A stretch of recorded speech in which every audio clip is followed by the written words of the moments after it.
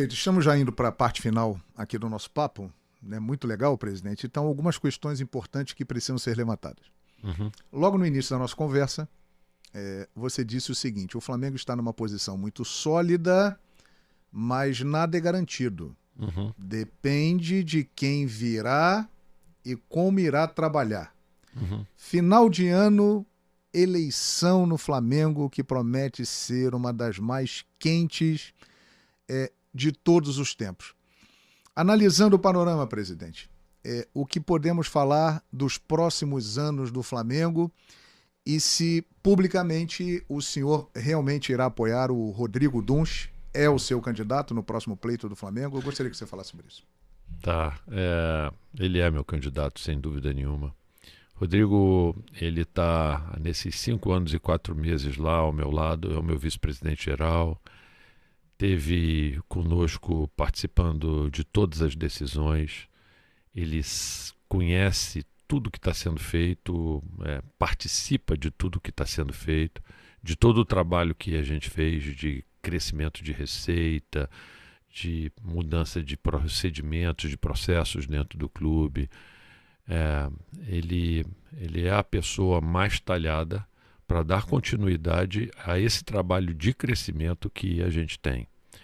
Fora isso, o Flamengo tem vários grupos de pessoas que estão lá e a gente pediu para que esses grupos sentassem e primeiro fizessem uma análise daquilo que a gente tinha se comprometido a fazer e tinha entregado ao longo desses 5 anos e pouco. E depois tentando traçar, vamos dizer assim, aonde a gente ainda pode melhorar. Quais são as fraquezas, eventualmente as oportunidades que a gente tem para poder fazer com que o Flamengo continue a crescer em todos os sentidos, né? Melhoria nos esportes olímpicos, no futebol, dentro da sede, nas finanças, em tudo. E tem um trabalho bastante forte que foi feito. E, na verdade, o Rodrigo se comprometeu com tudo isso. Aliás, é o único candidato que se comprometeu com tudo isso. Quando a gente vê que todos os demais candidatos falam em tudo, em mudança da estrutura, eu vou fazer diferente isso, eu vou fazer diferente aquilo, eu vou fazer diferente... É um direito que eles têm de tentar defender, fazer mudanças, diferenças e tal. Mas, assim, a gente tem muito medo... desse discurso de assim, vou fazer isso de forma diferente. Então, assim, de fazer de forma diferente é colocar em risco toda a estruturação financeira e todo o trabalho que a gente está fazendo, entendeu? Uma coisa é você se comprometer com um processo de melhoria contínua. Uma outra coisa é o cara chegar e dizer o seguinte: olha, eu não me comprometo com nada, quando eu chegar vou trocar todo mundo, vou fazer tudo diferente da forma com que eu acho que é o melhor. Isso, ok. É um direito, e o sócio tem o direito de querer entrar por esse caminho aí. Se entender que está tudo errado mesmo, siga outra linha. Se entender que o trabalho está sendo bem feito e que pode continuar a melhorar, siga outra linha. É um direito que o sócio vai ter. E eu não tenho dúvida alguma de quem esteve ao longo do meu lado, acompanhando tudo e participando de tudo, junto comigo, nesses 5 anos e 6 meses praticamente que a gente está lá, foi o Rodrigo. Uhum. E é onde eu vejo que haveria o menor risco do Flamengo sair do trilho. Porque, assim, acredite em mim, eu vou mudar tudo, acredite em mim que vai dar certo. Eu prefiro acreditar em quem está do meu lado trabalhando e está fazendo as coisas certas, entendeu? O Rodrigo esteve sempre ao seu lado. Esteve. E aí uma pergunta. Você estará ao lado do Rodrigo? Rodolfo Landim será candidato à presidência do Conselho do Flamengo? É uma possibilidade? Mais do que uma possibilidade. É quase uma certeza. Eu estou cada vez mais convicto de que no Conselho Deliberativo eu vou poder ajudar a propor para os sócios algumas mudanças na governança do clube que precisam ser mudanças estatutárias, e isso faz parte, vamos dizer assim, do escopo de trabalho do Conselho Deliberativo, para poder, vamos dizer assim, reduzir o risco desses problemas que você levantou, do Flamengo sair do trilho. Hoje, como presidente do clube, conhecendo melhor como a máquina funciona, acho que algumas mudanças estatutárias poderiam ajudar muito a, pelo menos, reduzir, vamos dizer assim, no futuro, o risco de administrações futuras que não tenham compromisso com disciplina financeira, por exemplo. Outra pergunta que eu vi muito aqui na rede social e vou aproveitar a oportunidade para fazer ao presidente do Flamengo, Rodolfo Landim. Você citou mudanças estatutárias e que você, como presidente do conselho, poderia colaborar para isso. Uhum. A ideia de uma SAF minoritária, inspirada no modelo do Bayern de Munique, ela está descartada? Ainda é algo que pode vir a acontecer e ser trabalhado? Qual é a sua posição nesse momento sobre esse tema que gera muita discussão, presidente? Eu acredito que, a depender do levantamento de recursos que a gente vai precisar para fazer o nosso estádio, a gente não vai precisar fazer isso. Legal.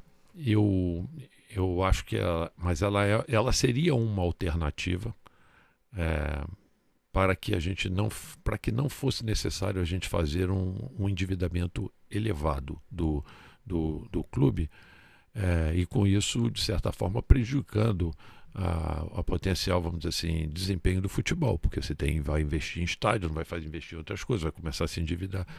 Mas com o potencial construtivo que eu citei, com os primeiros sentimentos que a gente está tendo de quantidade de recursos que a gente vai ter com naming rights e tudo isso, o nível de endividamento que a gente vai ter pode ser muito, muito baixo.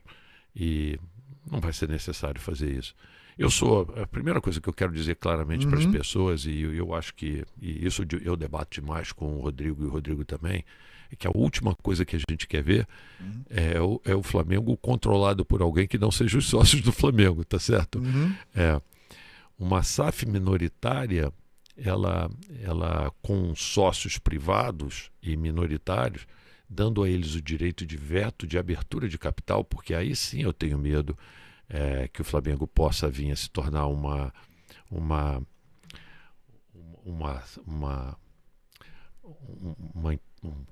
empresa, na verdade o SAF Futebol SAF Flamengo, controlada por terceiros, por um controlador. Alguém venha comprar as ações. Eu tenho medo. Por exemplo, foram feitas inúmeras palestras no passado organizadas lá no clube para a defesa da SAF, né? E se você cria uma SAF, esse é um detalhe muito técnico, mas eu acho que importante explicar, né? Assim, se você cria uma SAF e você vai ter injeção de capital de terceiro, você pode fazer como a grande maioria dos clubes fizeram, venderam a maior parte para um investidor, e aí o clube perdeu o controle, né? A associação desportiva perdeu o controle. Por exemplo, no Botafogo, quem manda no Botafogo é o Textor, porque ele comprou 90% do Botafogo, então do futebol do Botafogo. Então ele que manda no Botafogo, faz o que ele quer. Não existe nenhum acordo de acionista que impeça dele fazer isso. Muito bem. E assim é com todos os demais clubes, né? O modelo SAF no Brasil, quando as pessoas falam de SAF, elas olham um modelo que sempre quem investiu foi um sócio controlador e que tomou o controle da associação desportiva. Exato. O meu maior medo que eu tenho hoje no Flamengo é que o Flamengo está gerando tanto dinheiro de fluxo de caixa que eu diria que o Flamengo tem 4.500 sócios proprietários. É que eu vou dizer o meu maior medo aqui publicamente, que eu nunca falei isso, tá certo? Sim. Mas o medo que eu tenho vamos considerar que o Flamengo tem 470 milhões de EBITDA e que o Flamengo tem um múltiplo de valor de mercado, um múltiplo de 10, eu acho que o Flamengo vale até mais. Mas vamos supor que o Flamengo hoje valha 4,5 bi, para ficar a conta fácil. Nós temos 4.500 sócios proprietários, 4,5 bi. Se você é sócio proprietário do Flamengo, quanto vale o teu coisa? 1 milhão. Sim. Concorda? Sim. 4,5 bi, 4.500 sócios proprietários, vale 1 milhão.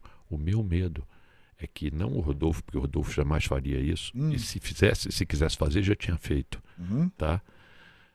Chegar e contratar um banco de investimento, e tem 4 na minha porta, batendo na minha porta para eu fazer um IPO do Flamengo. Presidente? 4. E eu faço um IPO do Flamengo. Eu chego para os sócios do Flamengo e digo o seguinte: senhores, a partir de amanhã, além de vocês manterem um título de sócio do Flamengo, vocês vão ter ações do Flamengo SAF que valem R$1 milhão que vocês vão poder negociar na Bolsa no dia seguinte em que o Flamengo se tornar uma empresa pública. Vocês aprovam esse processo? Sim. Eu acho que o cara que falar que não vai apanhar lá no conselho. Tá certo? Sim. E é óbvio que se eu quisesse fazer isso, eu já tinha feito. Então, na verdade, isso eu olho como eu acho que o Flamengo tem que ser controlado pelos seus sócios. Eu acho que isso é uma ameaça. E o fato de você ter, em vez de você ter um IPO, você ter o que a gente chama de um private placement, onde você tenha 2 ou 3 sócios estratégicos que tenham interesse de entrar e dê a eles o direito de veto e a obrigação de que o Flamengo não será uma empresa de capital diluído, é a forma que tem de você poder manter o controle do Flamengo sempre dos seus sócios. O meu medo é o outro. Porque eu sei que na hora que alguém falasse isso para os sócios, os sócios aprovariam. Você entendeu? Entendi. O Flamengo cresceu tanto a sua receita que hoje isto é uma ameaça. A abertura de capital do Flamengo é uma ameaça ao controle dos sócios. E eu defendo que o Flamengo continue sempre sendo controlado pelos seus sócios. Perfeito, presidente. Presidente, 2 temas importantes para nós terminarmos aqui o nosso papo, que eu gostaria que fosse muito maior, mas claro, o senhor tem os seus compromissos e gentilmente está aqui nos atendendo. Maracanã, o Flamengo administrará nos próximos 20 anos.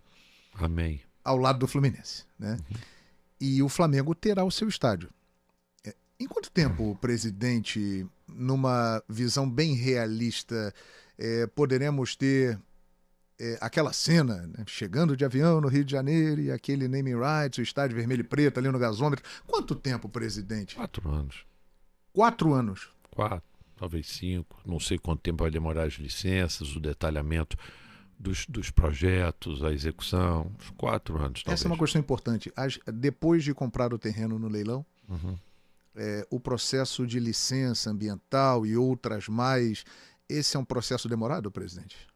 Depende da vontade política? Das instituições que vão estar analisando, dos prazos que elas vão estabelecer para a obtenção dessas licenças. Isso é algo que, de fato, a gente não controla. Realisticamente, 5 anos. Tá bom. Eu acho que 5 anos é um prazo confortável. Perfeito. 5 anos, 2029. O Flamengo administra o Maracanã por 20 anos junto com o Fluminense. Como será isso, presidente? O governador Cláudio Castro declarou que gostaria que, mesmo tendo seu estádio, o Flamengo continuasse realizando jogos no Maracanã para ajudar o Maracanã. E vai. Essa é a pergunta. Como será, a partir do momento que o estádio estiver construído e inaugurado, esse trabalho junto com o Maracanã? Eu acho assim, por exemplo, tirar grandes clássicos do Maracanã, eu não acho que seja uma boa coisa. Assim, um Fla-Flu, um Flamengo e Vasco, um Flamengo e Botafogo. Eu acho que esses jogos, e aí eu não acho, todos eles devem sempre ser realizados no Maracanã. Tem um valor assim, histórico isso, né? Sim. Então, assim, eu acho que, por exemplo, todos os clássicos devem ser jogados lá. A gente sabe que o Vasco, por exemplo, e ele faz esses pedidos corriqueiramente, né? Tem vontade de jogar no Maracanã, talvez uns 7, 8 jogos por ano, que é o que interessa ao Vasco, né?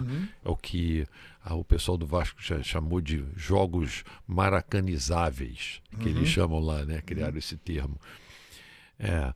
A seleção brasileira, ela sempre vai acabar jogando no Maracanã, você sempre vai ter torneios internacionais, e as finais são sempre no Maracanã. Agora vamos ter aí o Campeonato Mundial Feminino Sim, 2027. em 2027, Maracanã, tudo essa. Então, se o Flamengo, o Brasil sempre será, vamos dizer assim, o país do futebol, e você vai ter sempre torneios sendo feitos aqui. E tem meio que uma regra na FIFA, né, de que, vamos dizer assim, as finais dos campeonatos do mundo são sempre realizados nas cidades onde é a sede das federações, né? E então as finais sempre serão aqui no Rio de Janeiro, e o CBF estádio aqui próximo. Exatamente. E o Maracanã é um estádio mais emblemático, vamos dizer assim. Maracanã virará o nosso Wembley? É isso. Não é só um Wembley, porque, por exemplo, os jogos do Fluminense, a menos que o Fluminense vá buscar alguma outra solução, também terá. Acontecerão lá. A gente sabe, por exemplo, claro que eu sou defensor de que o Maracanã deve ser prioritariamente dedicado a futebol, à prática de futebol, porque foi para isso que ele foi criado, né? Mas não impede que, vamos dizer assim, em outros períodos maiores, assim, que você possa fazer shows também lá, como a gente fez no final do ano, lá, o show da Ivete Sangalo, o show do Paul McCartney. Claro que num período onde isso não atrapalha o gramado para a gente poder jogar, né? Porque eu acho que... Então, assim, tem uma série de coisas, entendeu, que eu acredito que você ainda vai ter uma demanda bastante significativa para o Maracanã. E se você for ver, assim, nos outros estádios do mundo, eles são utilizados 30 vezes por aí, né? O Maracanã é que é essa loucura, que é 70 vezes, 70 e poucas vezes por ano, que você abre o Maracanã, às vezes até mais, com jogos que o Vasco está sempre, às vezes, solicitando para poder jogar. Então eu acho que teria, vamos dizer assim, condição de acomodando os clássicos, acomodando um outro jogo que a gente tenha também, que... Assim, o Flamengo também vai poder atender lá no seu estádio, mas de repente pode querer fazer alguma coisa, algum evento no seu estádio usando o Maracanã. A grande realidade, João, é o seguinte: o Rio de Janeiro tem 4 grandes torcidas. Sim. E sem demérito nenhum ao estádio de São Januário, que ajuda tanto o futebol do Rio de Janeiro e tal. Grandes estádios mesmo. O Rio de Janeiro tem 2. Maracanã e o Engenhão. E o Engenhão. No fundo é isso, né? Agora São Januário será ampliado, mas... Né? Espero que sim, porque é bom para o Rio de Janeiro. Sim. Então, assim, a gente precisa ter mais estádios. Assim, eu fui ver a final da Champions. Vou todos os anos, né? Mas eu fui ver a final da Champions. Ele estava com um avião, acabou que ele estava sobrevoando lá e tal, para pousar em Gatwick, lá, e passou por cima da cidade inteira. Fez um voo meio que panorâmico, passando por cima da cidade. Cara, vários estádios. Meu Deus do céu, é um atrás do outro, você entendeu? Excelentes estádios, entendeu? Assim, um atrás do outro. Acho que eu contei uns 8 ou 10. Linda e a Grande Buenos Aires são os locais do mundo com a maior concentração de estádios. Então, assim, e o Rio de Janeiro, que é essa cidade assim, linda, maravilhosa, turística, que os torcedores do norte e nordeste do Brasil têm a tendência de torcer para os clubes do Rio de Janeiro, pela história, porque foi a capital, porque os pais torciam para os times daqui. Caramba, assim, você ter 2 grandes estádios e São Januário, que a gente espera que sejam feitas as obras lá e melhor, é muito pouco, cara. É muito pouco. O Rio de Janeiro precisa mais. Independente... Vai ter uso, entenda, vai ter uso. É algo que a gente não precisa se preocupar.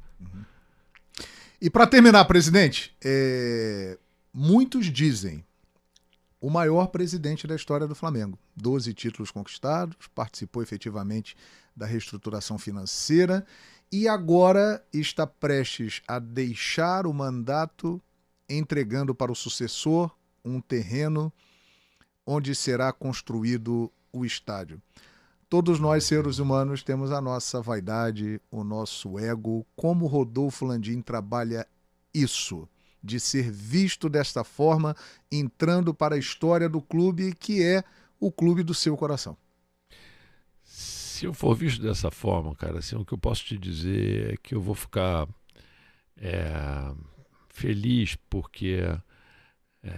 assim, com um sentimento de missão cumprida. O que eu entendo aqui é que a gente, como presidente do clube, e essa história de o melhor e tal, é difícil de comparar, porque as condições que os outros presidentes tiveram vamos dizer assim, para poder gerir o clube na época deles, eram completamente diferentes das condições que eu tenho hoje.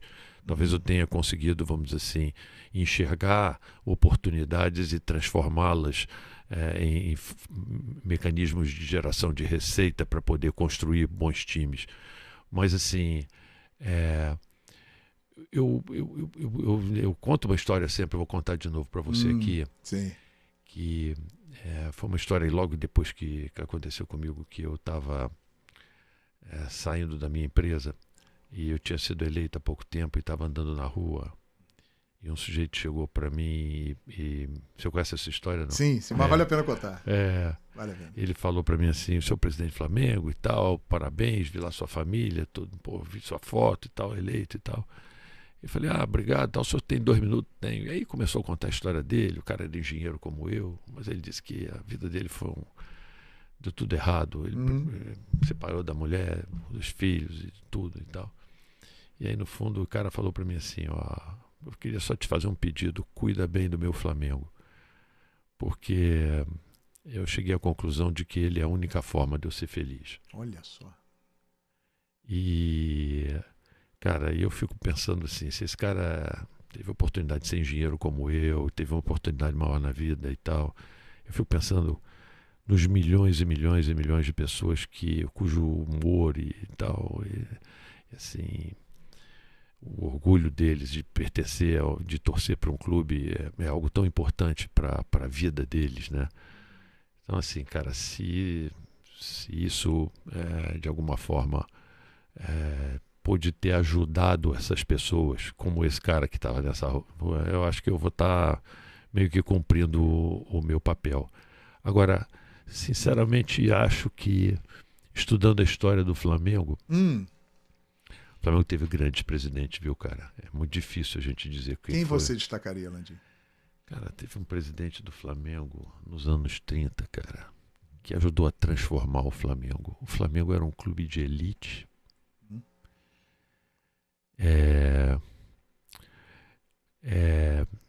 Esse cara pegou um terreno lá que era no fundo de uma lagoa. Quando a gente foi despejado lá do campo do Fluminense, que era emprestado pelos Guinle, é mais do que razoável que eles fizessem isso. Estava havendo uma especulação imobiliária naquela área. Esse cara, o Flamengo nos anos 30 chega a ter uma situação em que diz que se orgulhava de que o ataque do Flamengo era formado apenas por estudantes de medicina. E o Flamengo naquela época era um clube de elite, e aí esse cara começa a transformar o Flamengo num clube popular, contrata o que era um meio tabu na época, né? Os 3 melhores jogadores negros do país, Leônidas da Silva, Fausto da Silva e Domingos da Guia. Nossa. Começa a vender títulos para fazer aquele estádiozinho que o Flamengo tem ali, que é na Gávea hoje. Então, para mim, esse cara foi melhor do que eu, cara. O que ele fez pelo Flamengo, ali a semente que ele plantou para o Flamengo, foi muito mais importante, porque ela que começou a transformar o Flamengo num clube popular, o que, sem dúvida nenhuma, é a nossa maior força. A nossa maior força é a nossa torcida. O Flamengo é grande porque a sua torcida é grande. Sem dúvida. É o José Bastos. José Bastos Padilha. Exatamente. Esse, para mim, talvez, falando sinceramente, eu acho que, pelo que eu li da história do Flamengo, está muito acima de mim. Perfeito. E é que a oportunidade é muito boa, as perguntas vêm, né? Mas essa é a última mesmo.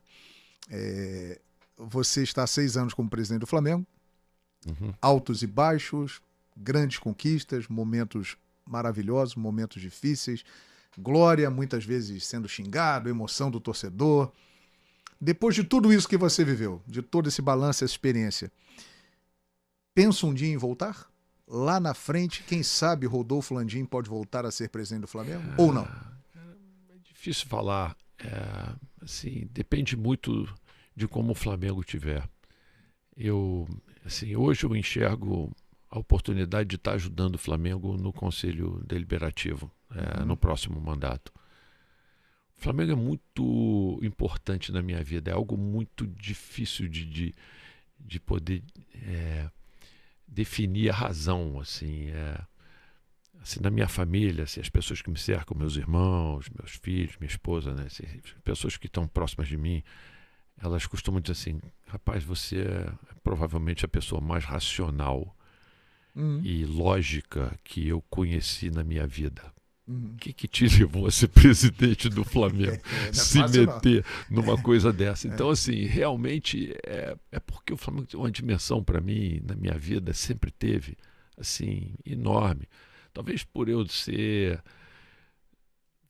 nascido no Flamengo, ter sido rubro-negro numa família em que meu pai era tricolor doente, meus 2 irmãos são tricolores doentes.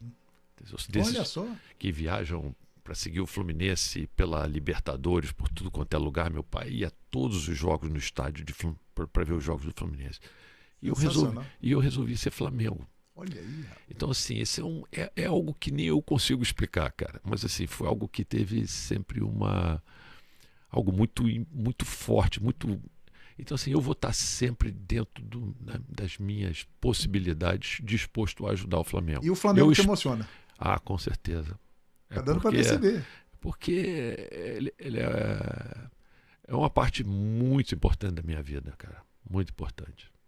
Presidente, obrigado. Obrigado. Eu que agradeço honra a oportunidade. Estar aqui. Uma lembrança aqui da Cubo Digital. Valeu. Nossa produtora aqui, que estamos gravando esse podcast. Muito obrigado pelo carinho, pela gentileza. E eu tenho certeza que esse bate-papo, nesse momento histórico, esclareceu muitos pontos importantes e ajudou já a projetar um Flamengo que já é bilionário, mas que pode ser ainda mais do que ele já é. Obrigado, presidente. Obrigado. Um grande abraço a todos aí. Muito obrigado. Uma honra, hein? Conversamos com o presidente do Flamengo, Rodolfo Landim, que é a abertura de gala dessa nova temporada do podcast Fala João. Deixe o seu like, se inscreva no canal Fala João Guilherme, comente, compartilhe. Muito obrigado por tudo e até o nosso próximo encontro. Valeu, pessoal!